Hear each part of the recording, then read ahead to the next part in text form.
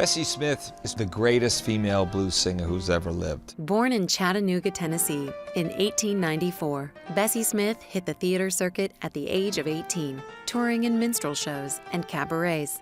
She started her career as a dancer, on the same bill with legendary singer Ma Rainey. Ma Rainey was always known as the ugliest woman in show business, and Bessie was not. Bessie was known as being beautiful. Bessie segued from dancing to singing, and her talents drew large audiences. So she created her own show. Bessie Smith's shows were often extravagant. She had as many as 40 people in the cast.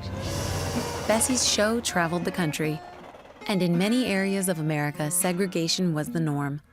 In some places, there were black rooming houses, theatrical rooming houses, where they stayed. So when Bessie Smith had her own railroad car, that became their home away from home, and they cooked there and they slept there. Bessie's success was enormous for the time, and she was pulling in the unheard-of sum of $2,000 a week. Just the whole idea that Bessie Smith and Ma Rainey were able to make a living at that time. These women were writing their stories, singing them, and making their own money, and they were emancipated women to me. They were the first feminists. Bessie understood the hard-drinking, promiscuous, and violent life she sang about in the blues because she lived it. At the end of the songs, you always got this sense that despite all this, that this was a woman who was going to overcome it, and she did. By the early 1920s, Columbia Records discovered her, and she became the best-selling blues artist of her time, making almost 160 recordings, including tunes like Backwater Blues and Tain't Nobody's Business If I Do. She had a good business mind. She would sell the records in the aisle. She also sold other merchandise. The Bessie Smith show was a traveling marketplace.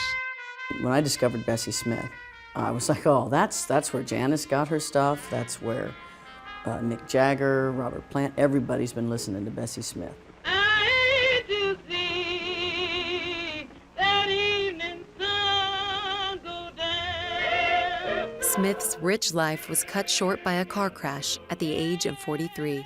Thousands turned out to mourn her, but she lay in an anonymous plot until rock legend and fan Janis Joplin bought her a headstone several decades later. She had a swagger, she had a incredible booming voice. Rock and roll is rhythm and blues, and it came from the blues of Bessie Smith.